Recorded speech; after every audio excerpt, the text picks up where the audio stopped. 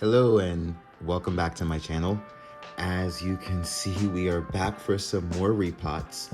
So because the weather has been changing lately and the light has been increasing, the temperature has been increasing, I've noticed that a few of my pots are not drying in the timely fashion that I would prefer. So I decided to do about 4 repots today. We actually have 2 phals over there and 2 paphs, 2 phalaenopsis, and 2 paphiopedilum orchids. And I'm gonna repot them today and just make sure that the medium is a lot more water retentive.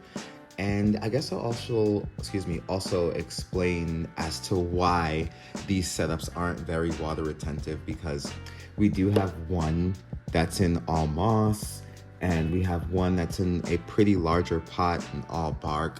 So I'll explain the reasons as to why I'm repotting.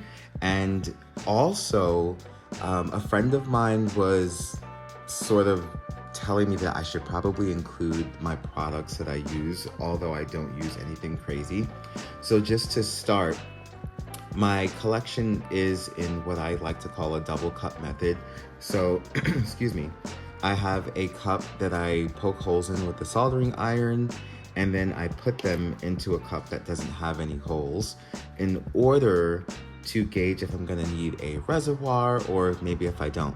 And I do apologize if there is a lot of background noise with regard to people walking by or cars driving by, because I have my balcony door open and my dog is not willing to be quiet unless I leave it open. So we're just gonna leave that at that. So what I decided to do today is just run through a quick video of what I exactly do. So these are basically regular solo cups that I buy from Walmart or local grocery store. And this soldering iron was probably about 15 or 20 bucks on Amazon. And one of the things that I found out is very helpful is to not turn the temperature all the way up. So you can't see that because of the glare, but there's a little knob and I make sure that the temperature is not all the way up.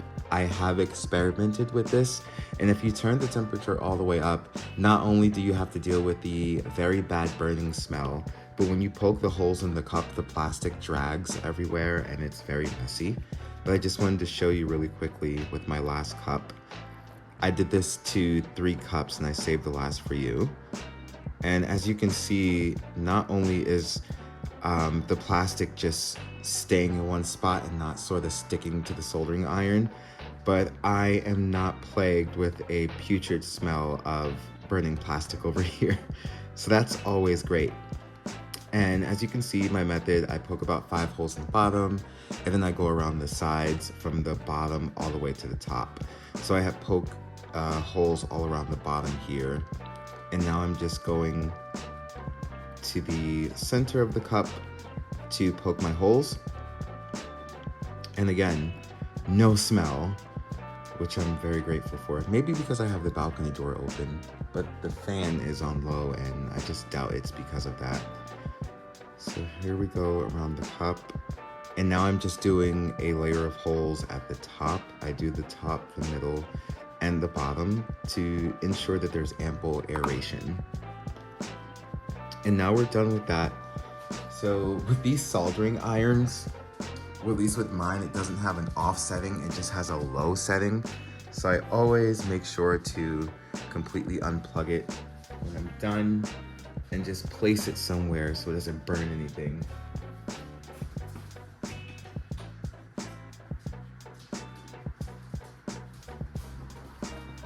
There we go. So I just have it on my calendar there. So let's start with the first plant, and it'll be this phal that I was actually talking about here. So we'll just unpot this. And again, the reason that I'm unpotting this is because it's drying way too fast. It was sitting in this clay pot because this is a very tiny cup and it just fit perfectly in here. But we are going to move it in to a larger cup so that these new roots that are growing in, that's pretty moist, good. I did water just a few days ago, so some of these are going to be a little moist coming out. And just a background really quickly, We're using the same materials that I used in my last video. So we have sphagnum moss, which is by Better Grow here. I don't know, I'm not too much of a fan of it because the spag moss, and that's the brand name, the spag moss from this company that I just buy off of Instagram with the compressed bricks that you pour water and they expand.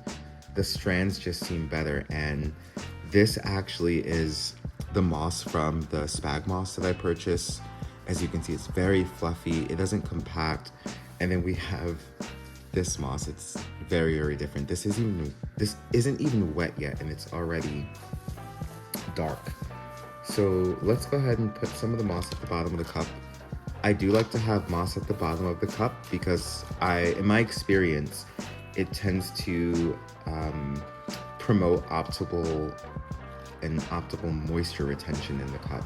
And we're just gonna keep the all moss set up for this.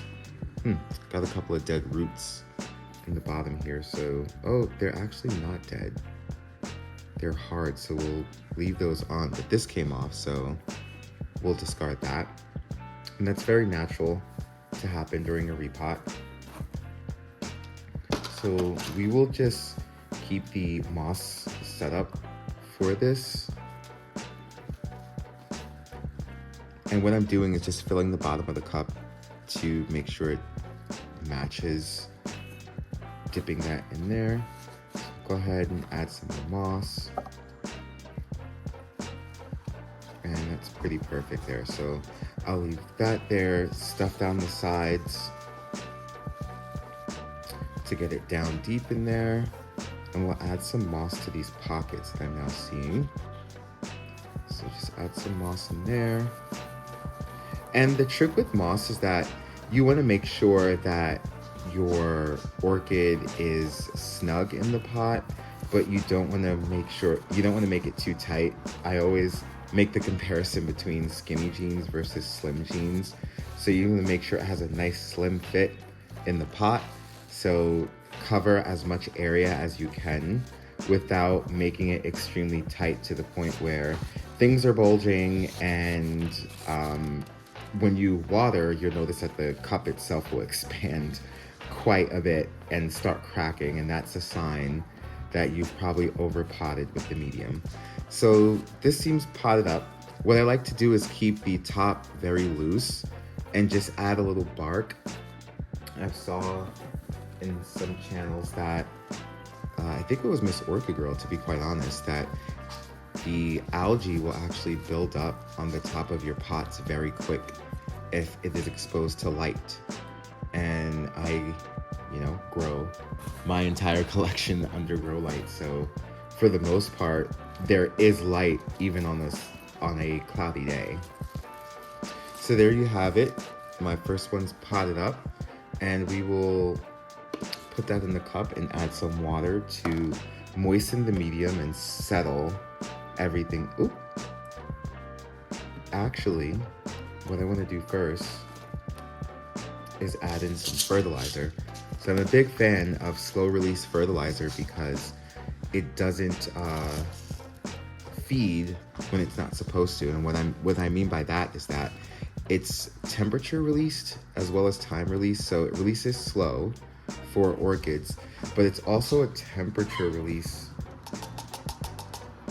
supplement because it will not feed the orchid in cooler temperatures. It won't melt in cooler temperatures, which is when the orchid doesn't need to be fed. So let's go ahead and add some water and just soak the medium in. So just fill that all the way up. Got to be careful with the speed that you add the water to, because it'll cause the inner cup to float, and you don't want that to happen. So I like to use these watering cans because it slows down the speed of the water. And I filled it up to where the top hole is, and that should soak up all the water. So we'll leave this sitting over here for a bit, and we'll go on to the next plant. Let's flip-flop. So let's do a path next. So this is pretty good medium. This is the medium from my repots yesterday that I allowed to dry. And I don't really what do you say? I don't really fret too much about reusing my medium because I often do Physan soaks, which is like a bactericide, viricide, fungicide. So I systematically make sure that those things aren't able to thrive inside of my medium. So in the sense of these repots where I'm not necessarily repotting, I'm just uppotting or just changing the setup, in these instances, I get to keep my medium. I don't know if I'm keeping this medium because it's a little old. So this is my Path Gloria Novel. The last foul that we did is a department store no ID. So I don't know what type of Phalaenopsis that was, and I don't remember what color the blooms. But this is a primary hybrid Phalaenopsis. It's a cross between Rothschildianum and Micranthum. So it's a cross between a very, very large path and a very, very, very tiny path. And Gloria Noggle is the name, and Red is the name of the cultivar specifically, which has to do with the specific parents. So you get your orchid name Gloria Noggle because this is a cross between Rothschildianum and Micranthum, and you get the cultivar Red because the specific parents that went into it, which I wish I knew, but I don't, make that particular cross red. So let's say, for example, if the cultivars before this were yellow, let's say Rothschildianum yellow and, I don't know, Micranthum orange, the maker, because the results weren't registered, because the new plant wasn't registered, decided to call it red. So Gloria Novel Red. Oh, that was a mouthful. Oh, why did I put that back? So let's see what's going on in this pot. I don't think I repotted this, but one of the problems with this is these leaves at the bottom are yellowing simultaneously. And normally it's a sign of over or under watering. But because of the size of the, I assumed that it was because it was overwatered, but the pot feels a little dried. And I really don't remember what's inside of this pot, so I don't know if it's staying wet for longer than it likes or if it's drying too fast. So let's see. It feels like these plants are separated. Yeah, so we have two plants in here. We have horrible roots. So this is definitely staying too wet. So what we're going to do is move this into a smaller pot since we don't have any roots basically. I never used to have this problem in DC, by the way. I only have this problem here. I never lost roots so fast. And you see the two leaves are yellowing, so I knew that there was a problem with uptake of nutrients, or in this case, complete uptake of water, because I don't have any roots left on this baby. So we'll actually just put this into a cup. And let's see the other division.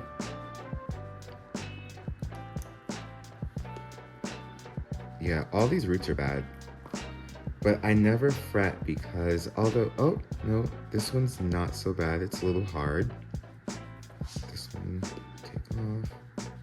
That one, take off. Normally with path roots, they're extremely hard, so the bad roots are very easy to remove. So there we have it. We actually have two divisions of my Gloria Noggle, and I'm sure there are a crap ton of dead roots in there, so we'll hold off on all this medium to the side, and we will move it into a smaller setup since there aren't that many roots. Start with the moss at the bottom. See, I don't like this clumpiness that happens. I like strands of moss. See, like this small clump isn't bad because I can easily break that up. But, man, guys, it's really sometimes a hassle to find quality materials for your quality plants because a lot of these plants are not cheap. So a little moss. Oh, that's probably too much.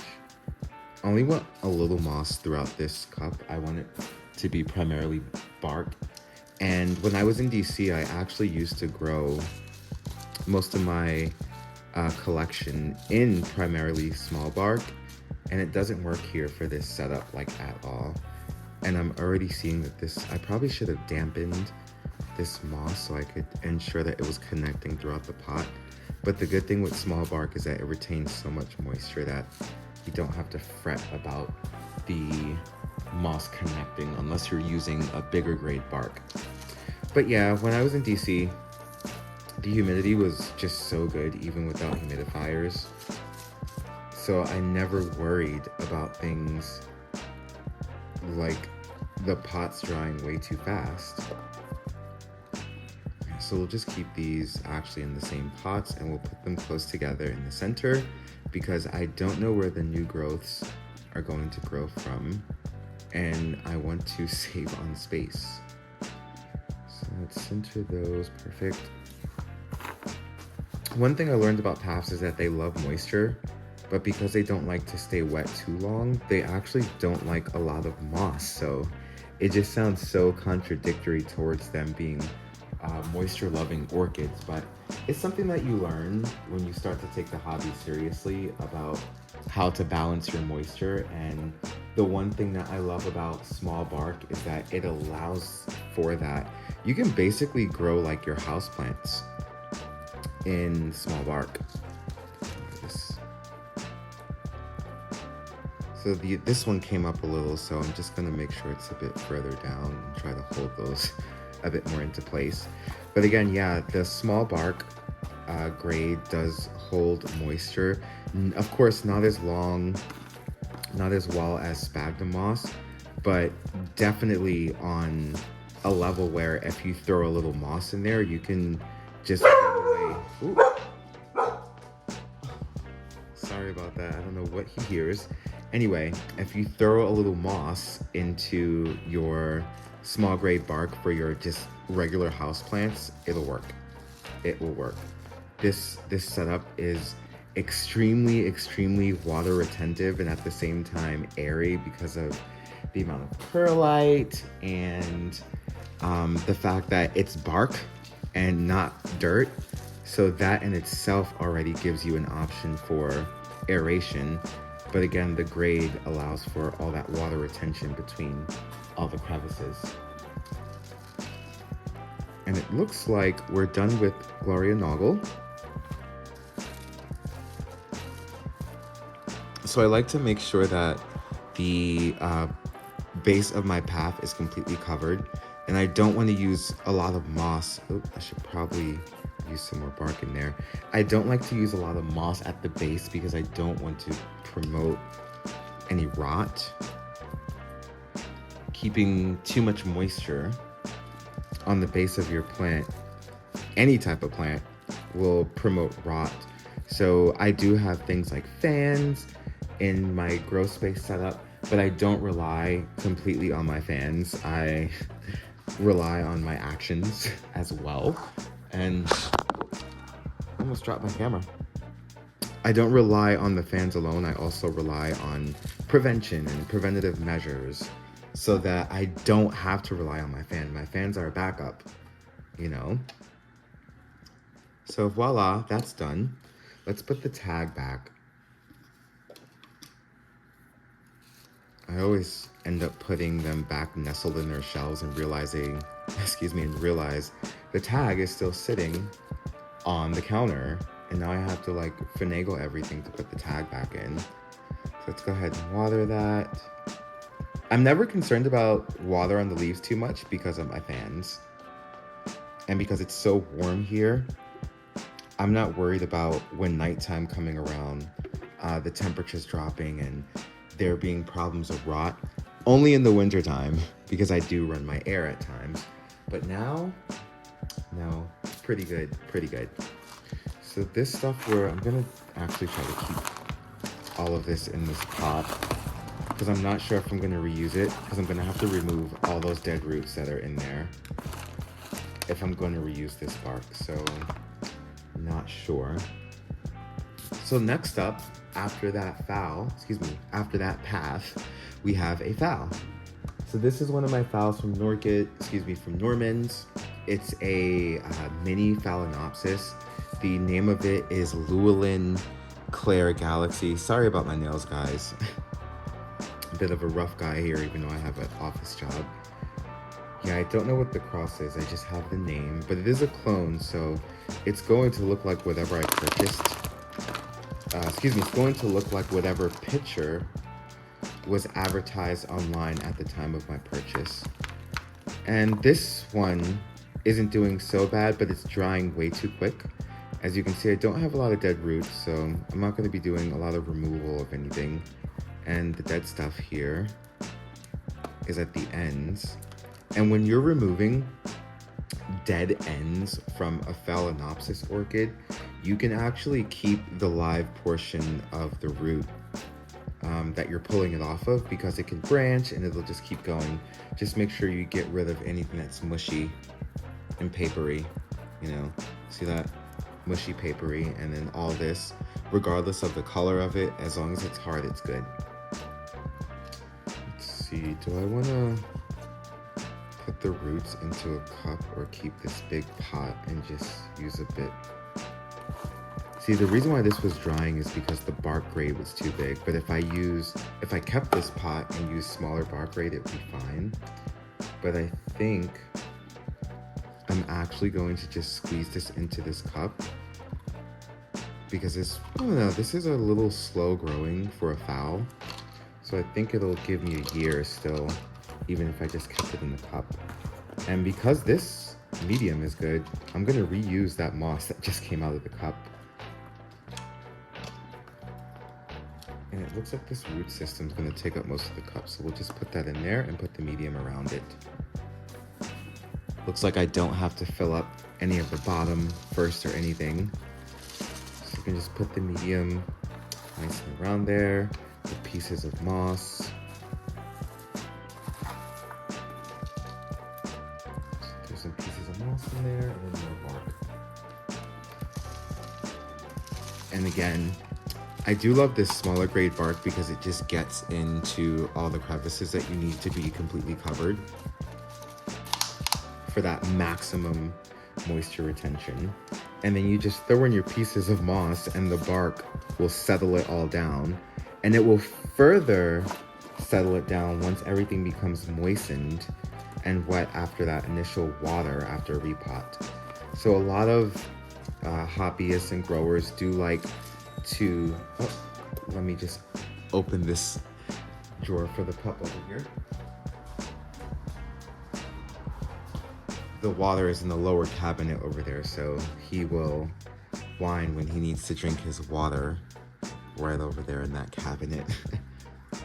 But yeah, a lot of growers, they do like to soak their medium prior to repots. I don't. I like to work with dry medium because I find that it just settles in the pot a lot quicker and easier.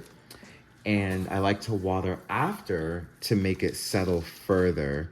And I don't see anything wrong with people like soaking their bark and wanting to get all of the residue off before, and you know, just wanting to plant directly into some moist medium. It's just not my preference. And these things are a preference because they're optional and they really don't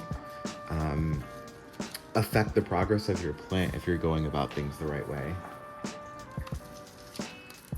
So you see those air pockets, the bark just easily falls into that and covers it completely. And I really admire that about small grade bark.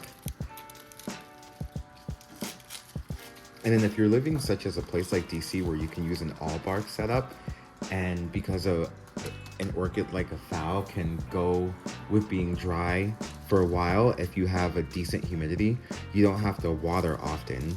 Because what degrades your medium, your organic medium, is the constant watering and just the exposure to the elements.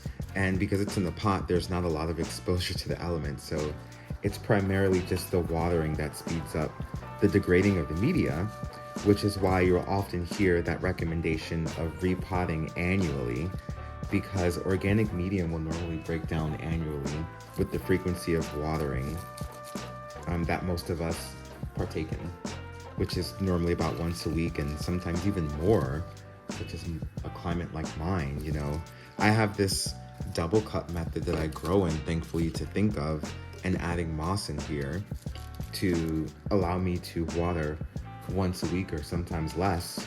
But if I didn't, I'd be watering quite frequently.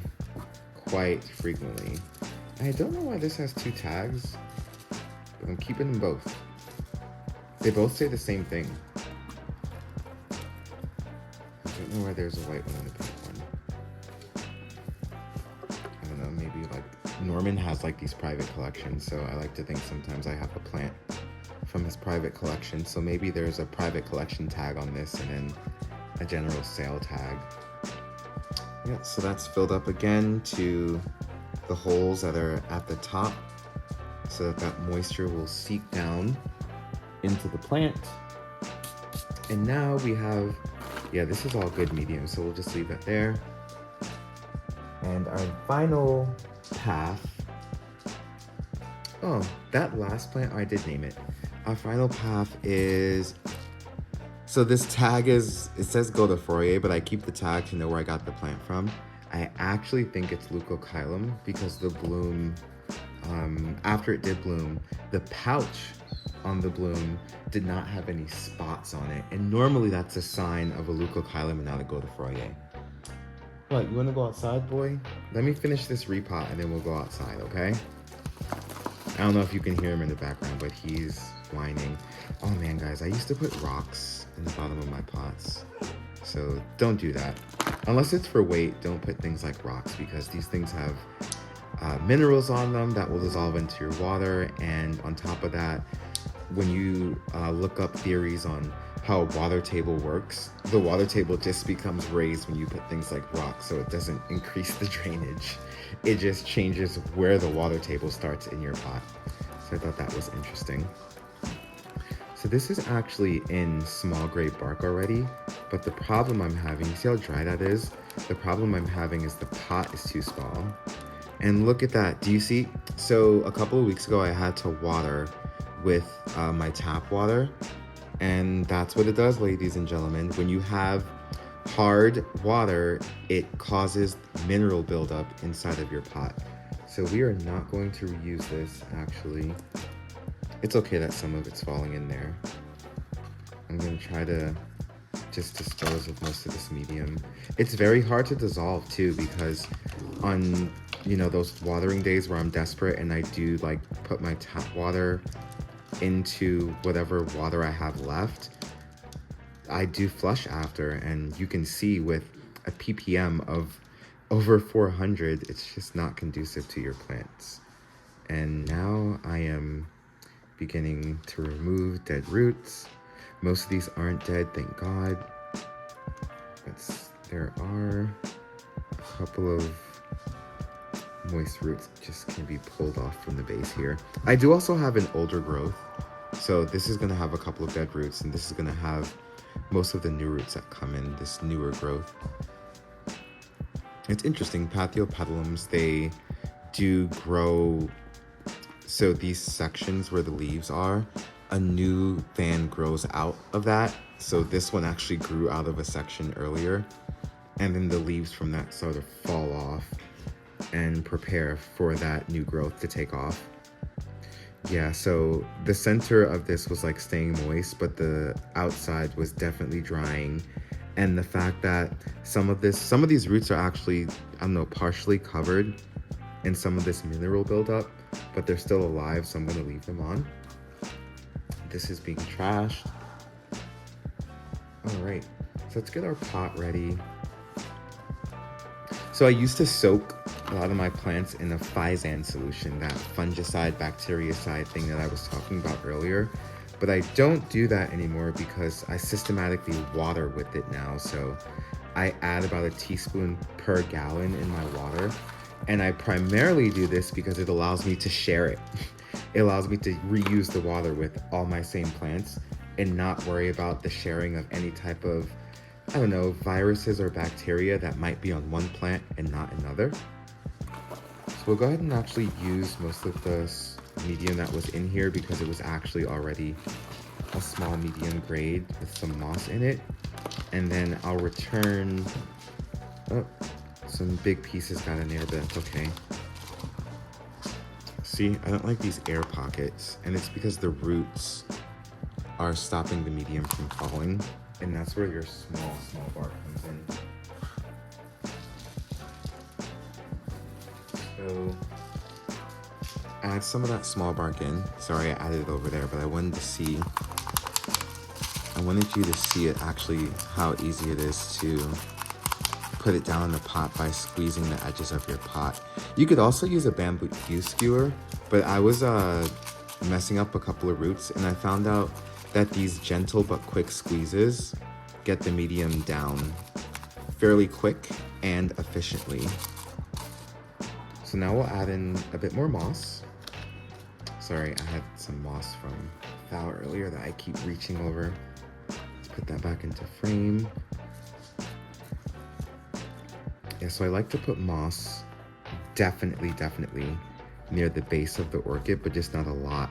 Just for that that additional moisture retention.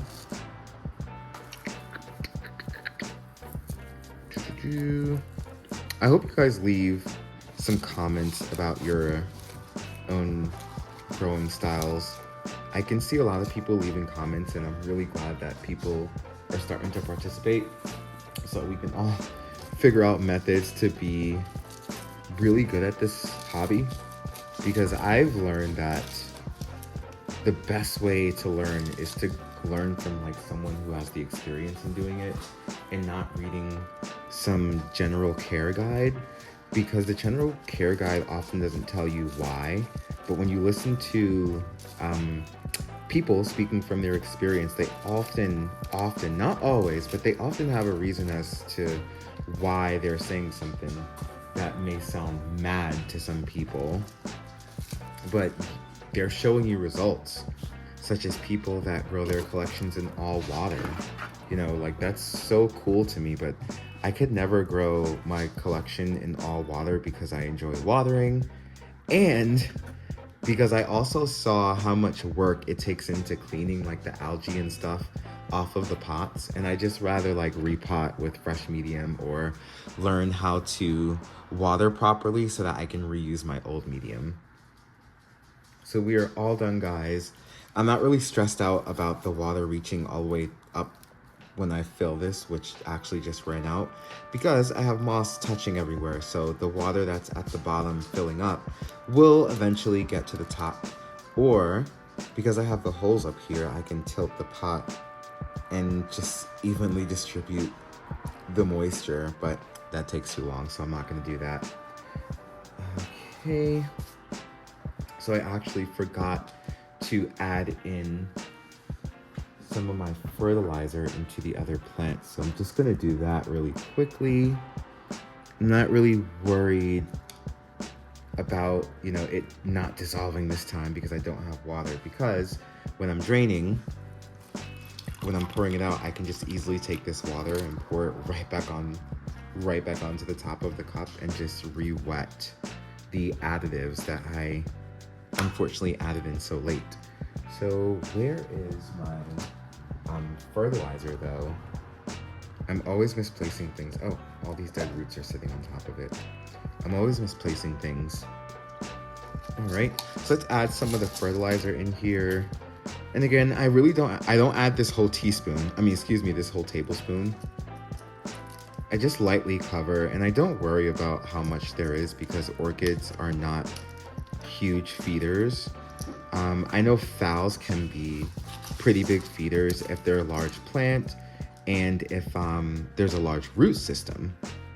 But even if you're adding a lot, they're not eating it very fast, so you still have to monitor how much you're putting in the pot. So there's the fertilizer.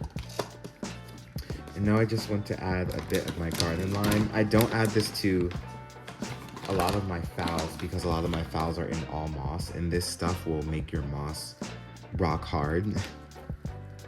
But I add it to stuff that has primarily bark or all bark, because the bark can handle these nutrients, and bark and sphagnum moss hold nutrients very well, just as well as soil, in case you're wondering. So I know that has but it has some bark in it, so I'll add a little, just not a lot. Plants seem to really love calcium. Sorry for my dog in the background, he's getting very impatient, so I have to take him out sooner than later. Voila! So we have all of our plants repotted, all 4. And this is basically your method of how you're going to repot most of your collection. And with that said, we'll see you all in the next video. Please remember to follow me on Facebook and Instagram, and give this video a like and subscribe to my channel if you want to see more content like this. Bye guys, and thank you again.